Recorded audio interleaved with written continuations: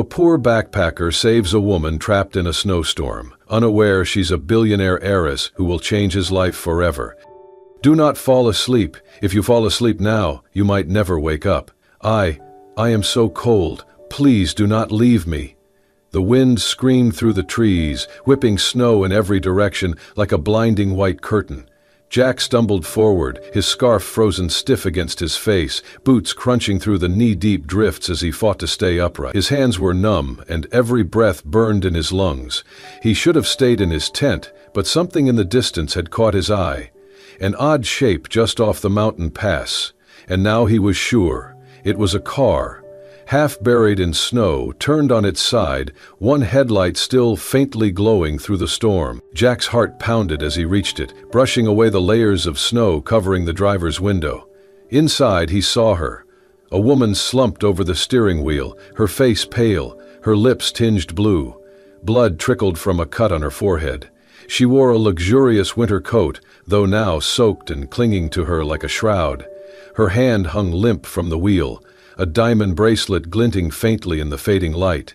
Jack pounded on the glass. "Hey, can you hear me? Miss?" No response. Without hesitation, he reached into his backpack, grabbed his multi-tool, and pried at the door until it gave way with a groan. Frigid air poured in. Jack crawled inside, reached for her wrist, weak pulse but still there. He looked around. No other passengers, just her. He slid his arms beneath her and pulled gently. She moaned faintly but did not wake. He cradled her against his chest and carried her through the snow, slipping and staggering under her weight. The cold bit deep, but he did not stop. His tent was half a mile away, downhill, sheltered between two ridges. He reached it minutes later, breathless and shaking. He shoved open the flap and laid her carefully on his sleeping bag. The tiny stove was already lit, barely keeping the air inside above freezing. He stripped off her wet coat, then wrapped her in the dry blankets and his thickest jacket. He rubbed her hands, then her arms, trying to coax warmth back into her limbs. "Stay with me," he murmured. "You hear me? Stay with me." Her eyelids fluttered, just slightly. She whispered, barely audible, "So cold." Jack reached into his emergency kit, found the heat packs, and activated them. He slipped them into her clothes, near her core, behind her neck, under her arms. Then he hesitated only a second before unzipping his own coat and slipping into the sleeping bag beside her, wrapping his arms around her trembling form. "It's okay," he said quietly, his lips near her ear. "You're safe now. I won't let anything happen to you." Outside, the wind howled on, relentless. Hours passed. Jack kept checking her breathing, her pulse, her color. She stirred occasionally but never woke fully. He rationed his water, melted snow to keep her lips damp, kept the stove alive with dry twigs he had stashed days ago.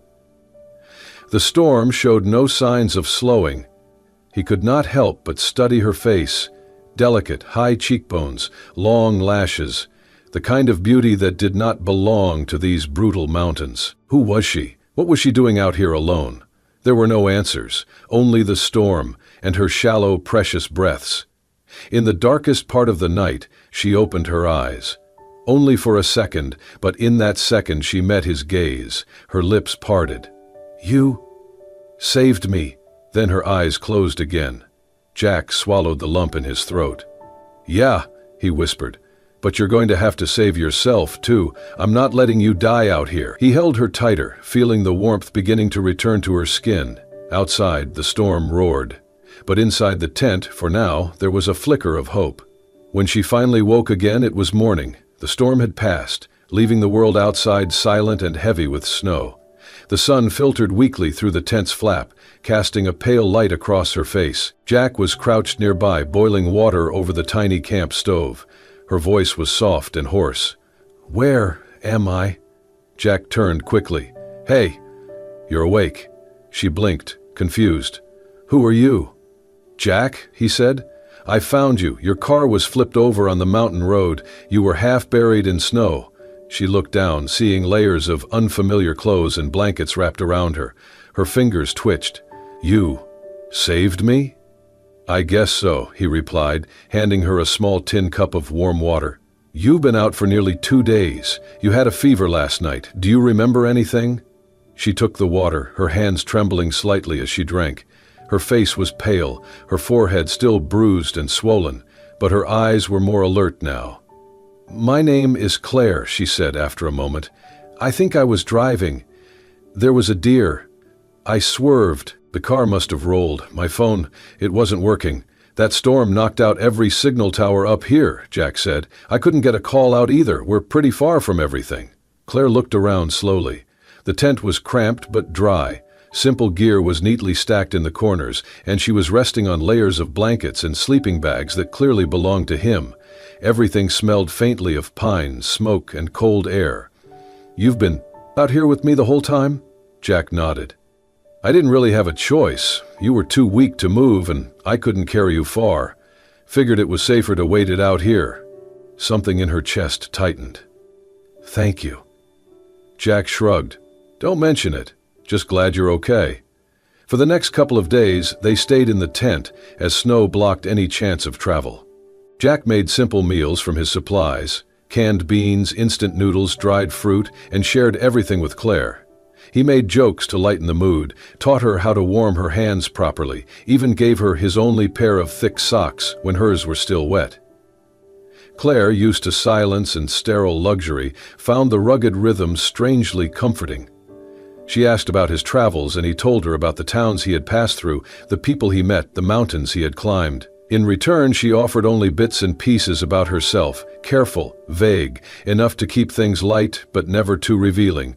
But there was something in his presence that made her feel safe, not just physically, but deeply, quietly safe, like she could breathe. On the third night, the wind returned, not as fierce as before, but still sharp and moaning through the trees. Jack noticed Claire shivering, despite the layers of blankets. "You cold again?" he asked. She nodded, her voice barely audible. "A little. My head hurts." He moved closer, checking her forehead. It was warm, too warm. "You've got a fever again," he muttered, worry darkening his face. He lit the stove, boiled more water, gave her a painkiller, but her body kept trembling. Her breath grew shallow and her skin flushed. "We can't let your temperature keep climbing," he said. "This is going to feel weird, but it's the only way I know to bring it down." She opened her eyes slowly. "What do you mean?" Jack zipped open the sleeping bag. "Direct body heat. I've done it before during mountain rescue training. You just have to trust me." She hesitated only a second. Then she nodded. Jack climbed into the sleeping bag beside her, wrapping his arms around her carefully, his larger frame curling protectively around hers. His body was warm, steady, and she instinctively pressed closer. He spoke softly, calming her breathing. "You're going to be all right. Just stay with me." She closed her eyes again, but this time not from weakness, from comfort.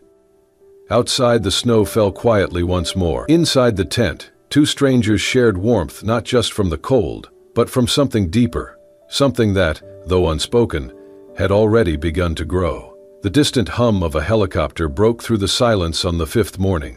Jack stepped out of the tent, shielding his eyes from the sun's glare as it reflected off the snow.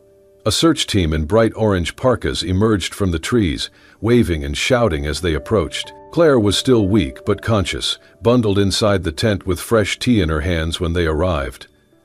"We've been looking for you for days," one of the rescuers said, kneeling beside her. "Your family's been going out of their minds."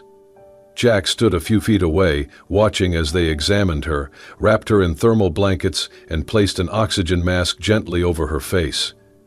Claire kept glancing at Jack, wanting to say something, but everything moved too fast. She was lifted into the chopper before the words could leave her lips. All she managed was a final look back, her eyes locked with his, full of something raw and unspoken, and then she was gone. Jack stood in the snow, hands shoved into his jacket, the sudden silence around him louder than the storm had ever been. Claire woke 3 days later in a hospital suite, with large windows and the scent of lilies in the air. Her body ached, but her memory had begun to return in vivid flashes. Trees, ice, headlights, the crash. She was Claire Rowan, heiress to the Rowan Group, one of the largest luxury development conglomerates in the country. She had been traveling alone, inspecting the site for a future mountain resort. a private retreat for the ultra-wealthy. The road had been icy, the deer had appeared from nowhere, but those memories faded into insignificance next to one face, Jack. The man who had found her in the snow, given her warmth, protected her without ever asking who she was or what she had. He had saved her life, and then she had disappeared without a word.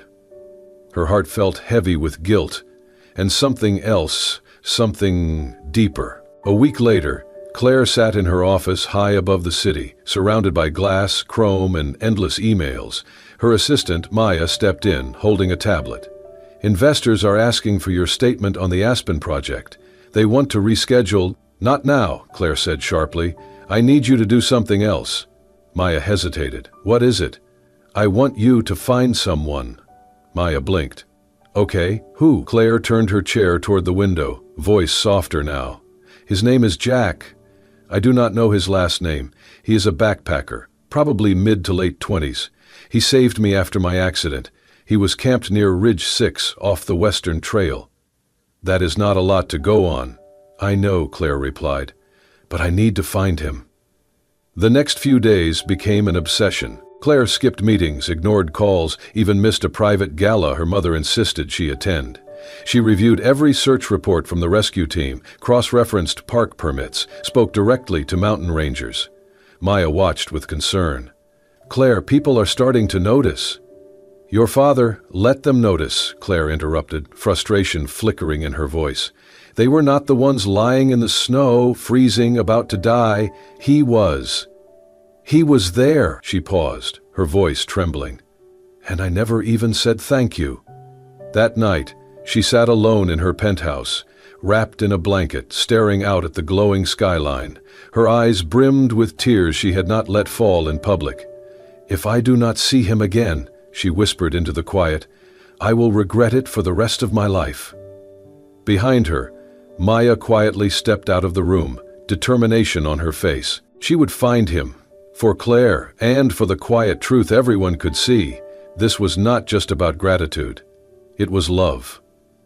Growing quietly beneath snow and silence, now burning too bright to ignore, Jack had returned to the road, his backpack once again slung over his shoulders, boots caked with dust and snow, moving from town to town like he always had.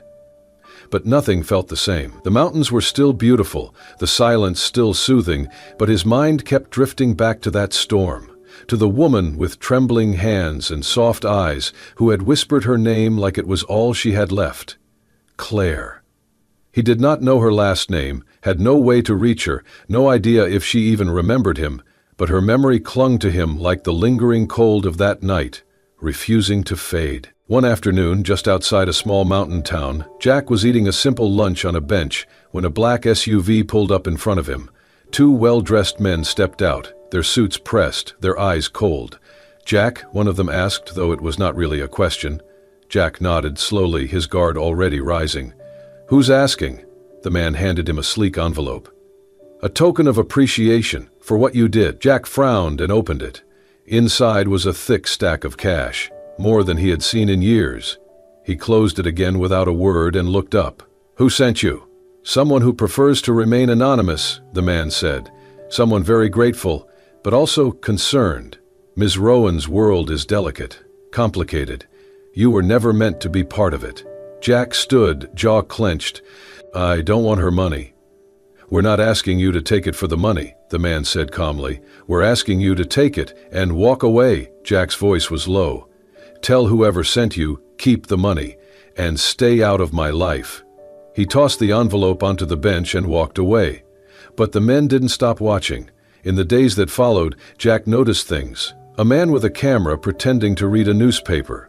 A black car parked across from the cheap hostel he stayed in. Whispers in town. Eyes that turned quickly away when he looked up. They were watching. They were waiting. And then, one evening, as he made his way through a narrow side street after picking up supplies, they struck.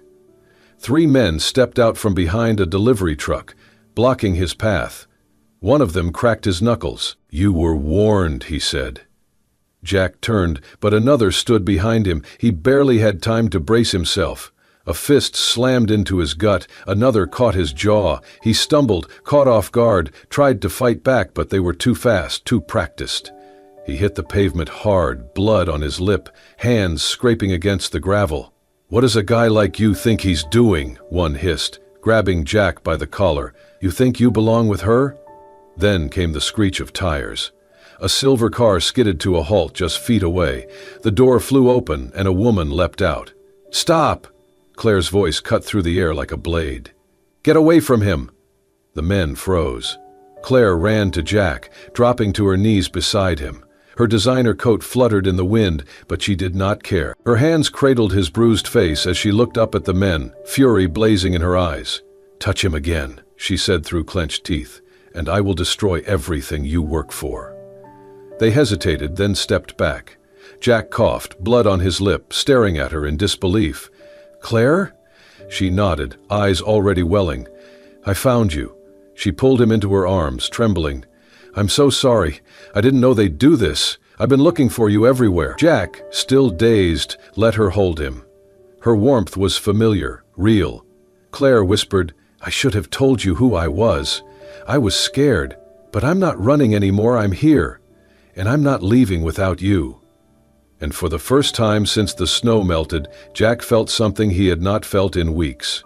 Safe, wanted, home. Snow fell again, thick and heavy, swirling through the air like a memory repeating itself. Claire dropped to her knees in the alley, her arms wrapped tightly around Jack's battered body, her tears hot against the icy wind. Blood ran from a cut on his cheek, smearing against the sleeve of her designer coat, but she did not care. "I'm here," she whispered over and over, her voice cracking with emotion. "I'm here, Jack. I found you." Jack, still catching his breath, stared up at her in disbelief. Her hair was damp with snow, her cheeks flushed from the cold and panic, but her eyes were the same ones he had watched flicker open inside that tent, and they were filled with fire. The men who had attacked him took a step back, uncertain now. Claire turned slowly, her voice rising with fury. "Who gave you permission to touch him?" she shouted, her words sharp and deadly. "Who told you to hurt the man who saved my life?" They stood in silence, the storm howling around them. "I don't care if my father ordered it or the board or anyone else," she continued, her voice trembling with rage. "If I ever see any of you near him again, I swear on my name. I'll walk away from my family, from everything forever." No one moved. No one spoke. Claire turned back to Jack, brushing his hair gently from his forehead. "I'm sorry," she whispered again. "I should have come sooner. I should have protected you." Jack sat up slowly, his body aching. You remembered everything?" She nodded, eyes glistening. "Yes. I remembered the car, the snow, the crash. I remembered your voice telling me not to sleep. I remembered your arms around me, keeping me alive." Jack looked at her, his voice low. "And when you remembered who you were, did you remember who I am too? Just a backpacker? Just a nobody?" Claire leaned in closer, cupping his face with both hands. "You are not a nobody. You are the man who showed me what it means to be safe, to be seen. You gave me something no amount of money ever could, your heart." Jack blinked, unsure what to say. Claire took his hand in hers. "I don't care about the world outside. Let them talk, let them judge. I'm not giving you up." He held her gaze, heart pounding beneath the bruises. "You're not scared of what comes next?" "I'm terrified," she said softly. "But I'm more scared of never feeling the way I feel when I'm with you." Jack swallowed hard. "Then let's do it." "Do what?" "Face it, together, all of it." Claire smiled through her tears. "Together." They helped each other up, still holding on, as the snow continued to fall around them. The men who had attacked Jack slowly retreated, melting into the storm.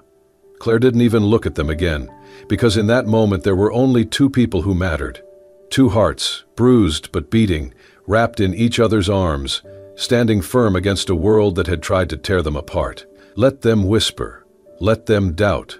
They had found something rare, and they were not letting go.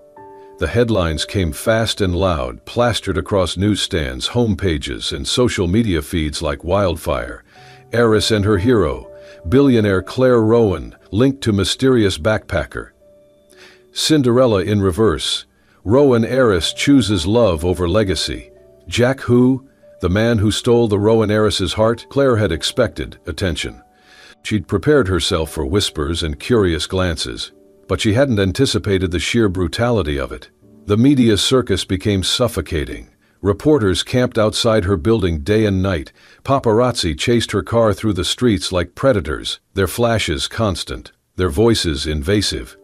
Even respectable business outlets published speculative op-eds questioning whether her emotional instability would affect investor confidence in Rowan Group. The press labeled Jack everything from a mystery man to an opportunist. They dug into his past, his lack of pedigree, his nomadic lifestyle, trying to make sense of how a woman like Claire could ever fall for a man like him. Her parents were livid.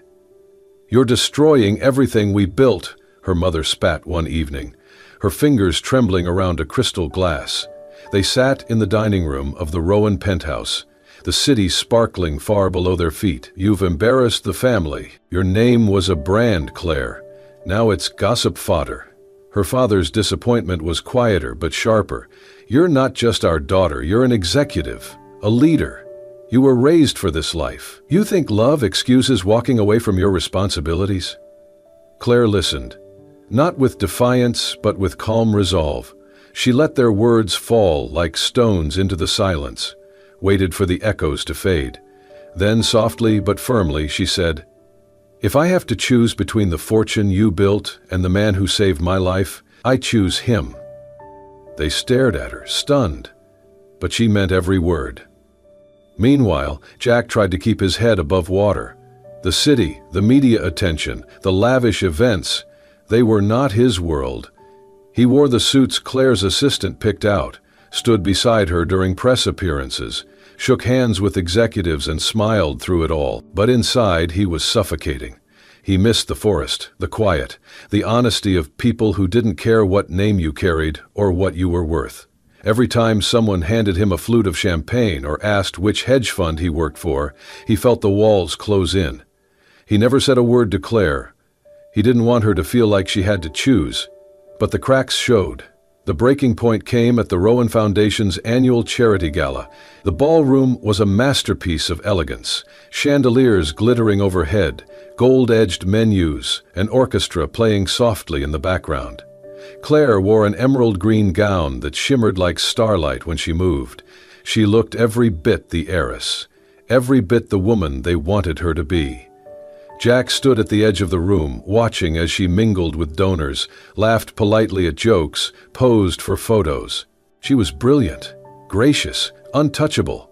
Someone approached him, holding a glass of scotch. "Which firm are you with again?" the man asked casually. "You look like Westmont, or maybe one of those boutique startups." Jack didn't answer. He couldn't. He turned, walked toward the exit, slipped out the side door, and kept walking.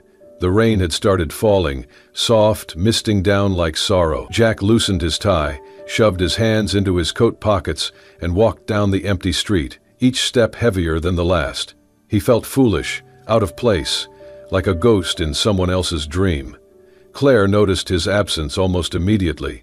She searched the ballroom, her smile fading as she scanned the crowd. When she learned he had left, she didn't hesitate. She ran. Out into the rain, the silk of her gown clinging to her legs, her heels clicking on the slick pavement. Her hair was already soaked, mascara streaking down her cheeks, but she didn't care. "Jack!" she cried, her voice breaking the stillness. He turned, startled, his heart clenched at the sight of her, drenched, breathless, radiant even through the storm. "Claire, what are you doing?" he asked, his voice barely audible over the rain. She stopped in front of him, panting. "You walked out." "I don't belong there," he said simply. "In your world." She shook her head, tears mixing with rain. "Don't you get it? I don't want that world without you. I'd give it all up if I had to." Jack looked away. I don't know who I'm supposed to be in all of this. "You're supposed to be you," she said, reaching for his hands, gripping them tight. "That's who I fell in love with." He stared at her, stunned by the fierceness in her eyes. She took a breath. "I'd rather live in a cabin with you, wake up to the sound of birds, drink cheap coffee and warm my hands by a fire, than be a queen in a palace with no soul. I'd rather live a simple life with you than be a lonely queen." Jack didn't speak. He just pulled her into his arms, holding her close, letting the rain fall over them like a blessing. In that moment, nothing else mattered. Not headlines, not fortune, not legacy. Only love. Only them. After that night in the rain, everything changed. Jack didn't walk away again. Instead, he walked forward, with Claire by his side. They returned to the mountains not as a place to escape from the world, but as a place to build something new, something meaningful. The plan was simple but bold. Create a community-based tourism project that preserved the natural beauty of the land while empowering the people who lived there. Jack brought the idea, Claire brought the resources. Together they made it real.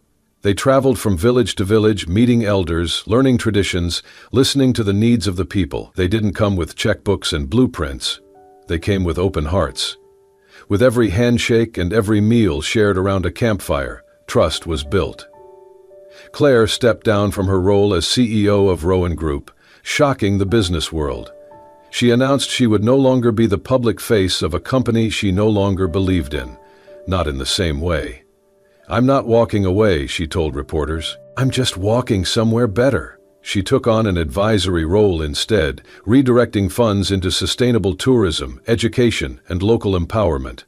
The board balked. Her father protested, but Claire stood firm.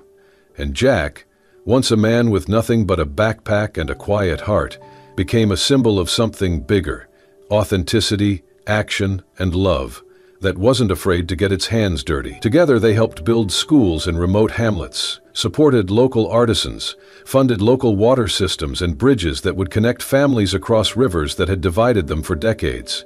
Children ran through the new classrooms shouting their names. Women taught Claire to weave.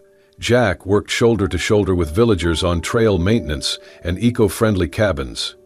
The project, officially called Pathway North, was more than development. It was a movement. Months passed, and the mountains bloomed again with wildflowers.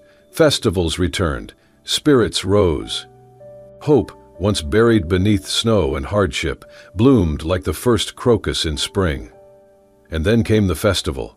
It was a celebration of culture, of harvest, and of new beginnings. In the heart of a highland village, surrounded by terraced fields, bonfires were lit and drums echoed into the night. Colorful banners swayed in the wind. Children danced in circles, their laughter rising into the stars. Jack stood near the center of the village square, heart racing. Claire stood nearby, barefoot on the packed earth, hair braided with strands of red thread given to her by local girls. Her face glowed in the firelight. She had never looked more radiant, more alive.